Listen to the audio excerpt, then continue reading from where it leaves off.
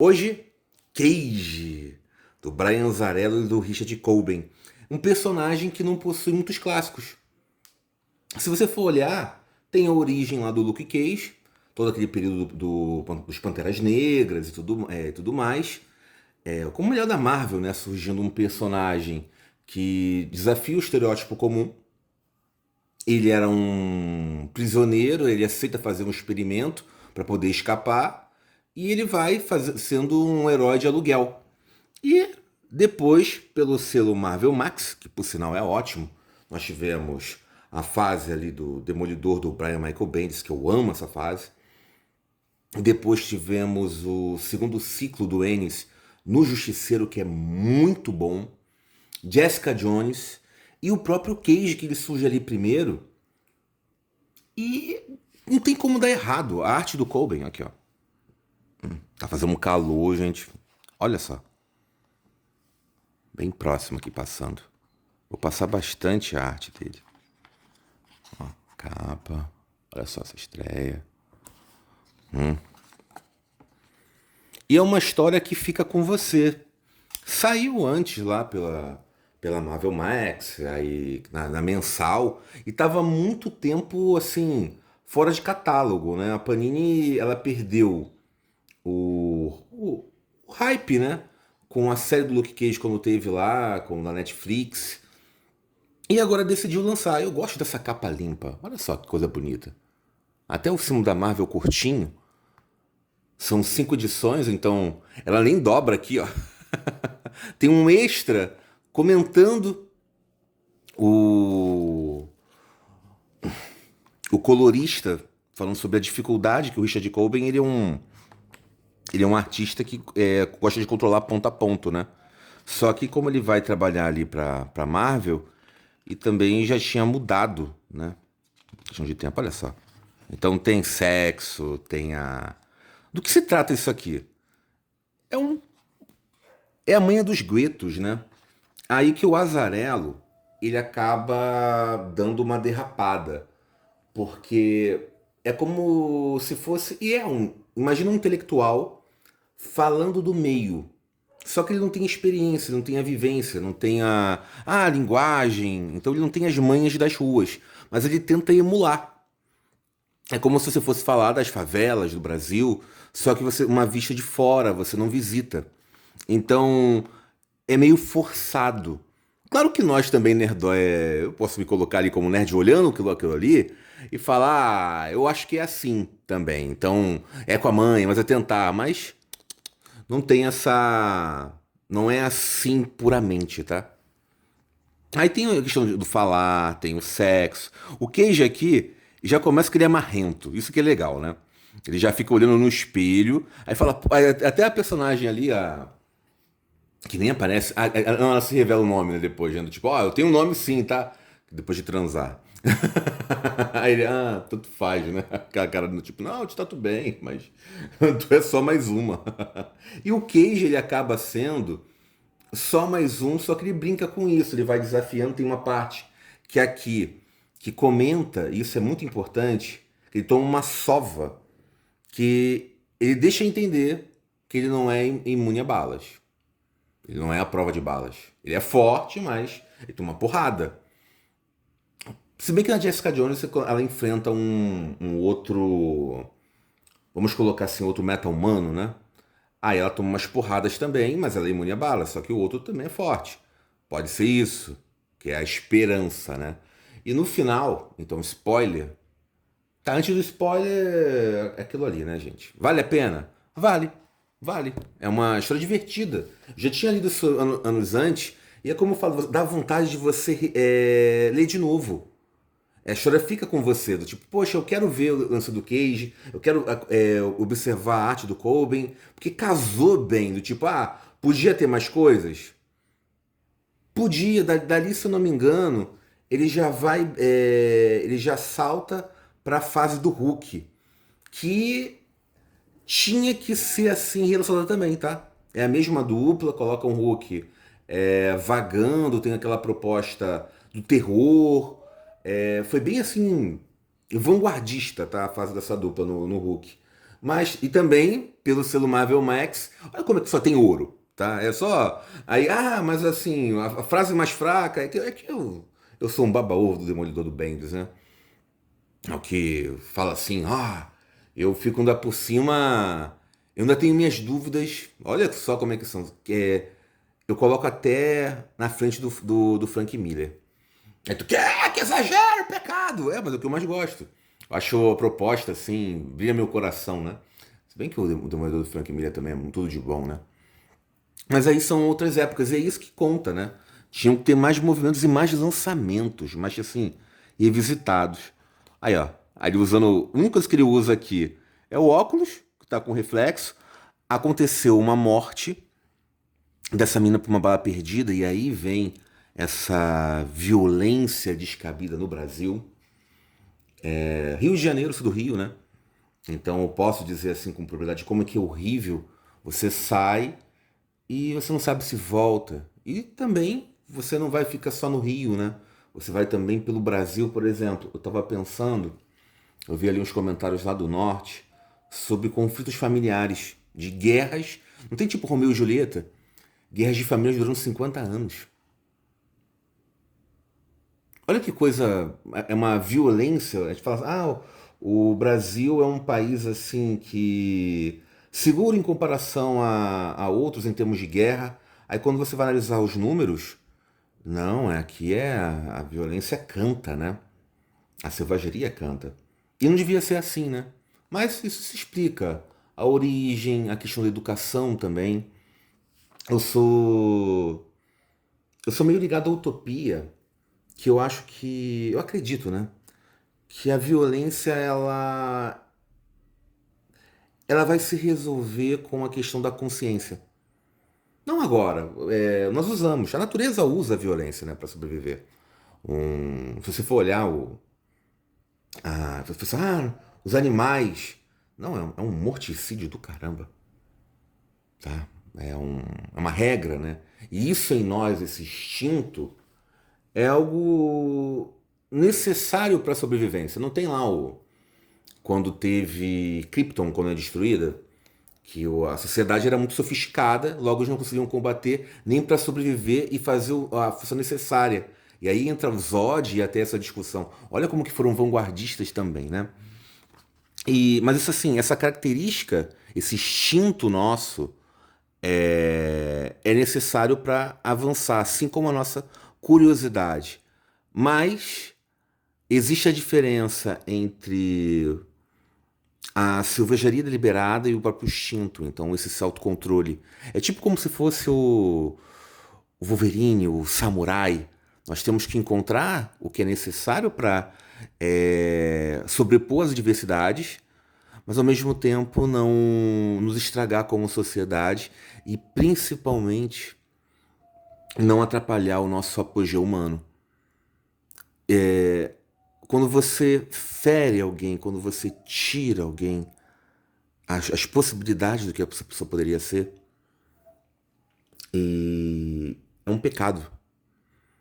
A vida, até que se prove ao contrário, só temos uma única, né? Mas voltando pra cá, tirando essas reflexões chatas, eu fico jovens olhando, eu não quero saber disso não! Ela perde a filha e ela quer justiça. E aí que tá, né? Aí também tem isso em Tropa de Elite. E também teve isso em Troia, que é uma cena que eu acho linda, linda, linda. Do filme mesmo, tá? O filme tem seus erros, mas tem uma parte que o primo vai lá com Aquiles e tem aquela frase, né? Eu fiz o que nenhum homem, nenhum pai faz. Eu beijei a mão dos assassinos de seu filho. Eu amei meu. Aí vai falando, né? Eu amei meu filho desde o instante que nasceu até o momento que morreu. O Aquiles ficou olhando aquilo ali, não, que primo, assustado. Aí só deixe-me enterrar meu filho. E se humilhando. E aqui no caso, ela é uma bala pequenininha, foi um buraco pequenininho e que atravessou e matou e que é simplesmente justiça. E o Cage vai dar merda, vai dar merda. Só que por mais que ele seja um anti-herói, ele ainda é o herói. Então ele vai desafiar um sistema, né? No mundo real não tem vitória, né? Essas vitórias que você consegue, você resolve um problema, mas a sociedade está com isso. Então, é como secar gelo. Pobre do policial que trabalha, né? Uma coisa assim, muito cruel. Muito cruel.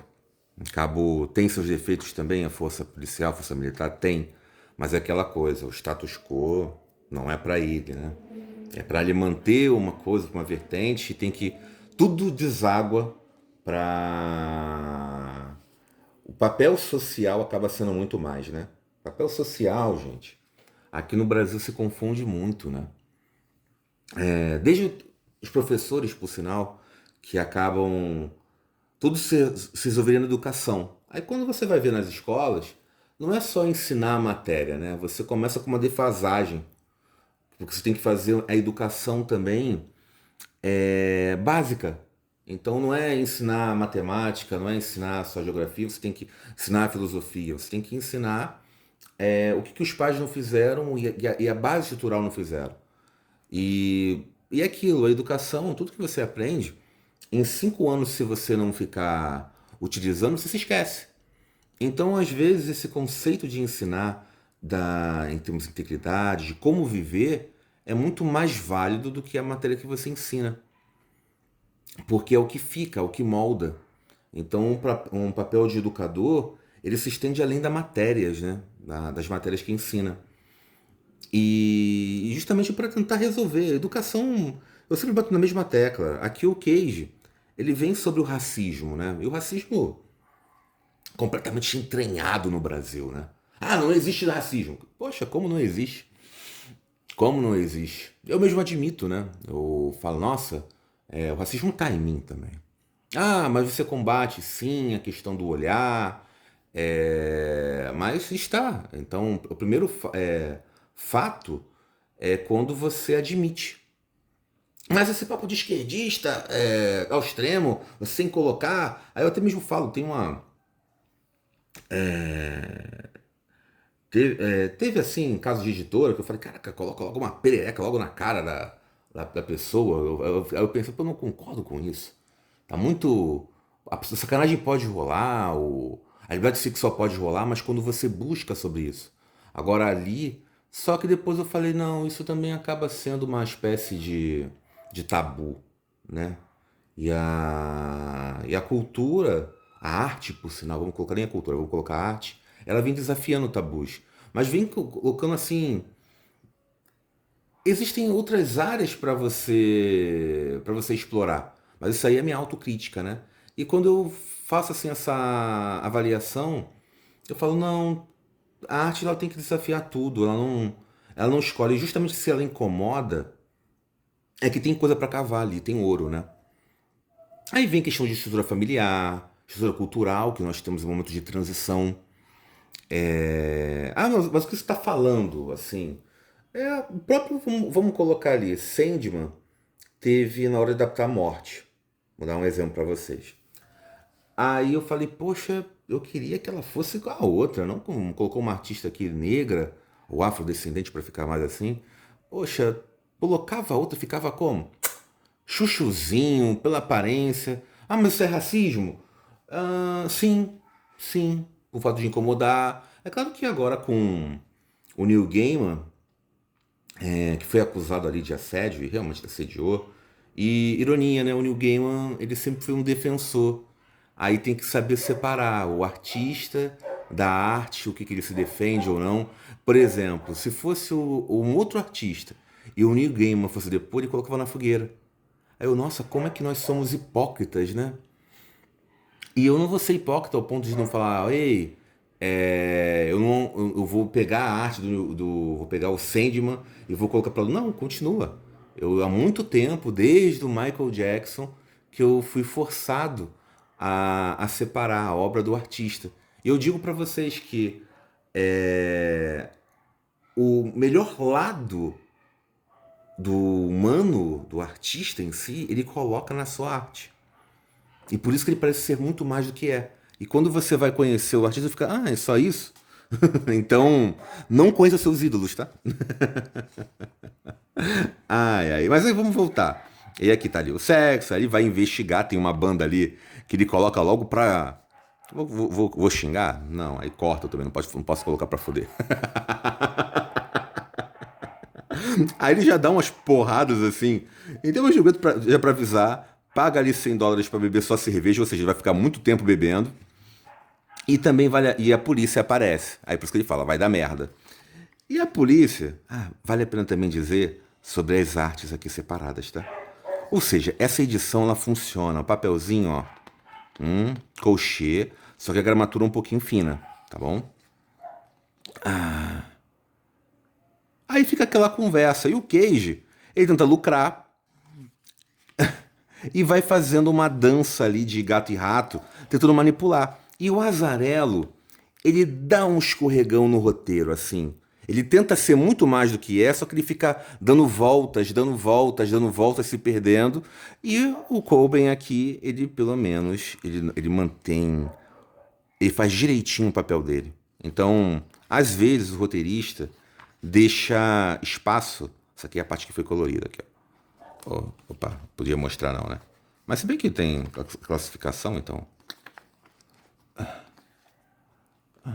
Dinheiro também dado. Tô mostrando arte, né? Aqui pra vocês. Então, fica aquela opinião que eu já disse, né? Vale a pena. E o final fica assim, em aberto, né? Que tá ali o Queijo no meio, ele falou que não já foi chamado de muitas coisas, todo mundo resolve se matando, ele tá no meio dos dois. E aí que tá. Ele se ferrou ou não? Ou é aquilo, né? No meu coração, mesmo ele não sendo imune a balas, ele vai aguentar o tranco e vai meter a porta nos dois. Entendeu? E termina assim, né?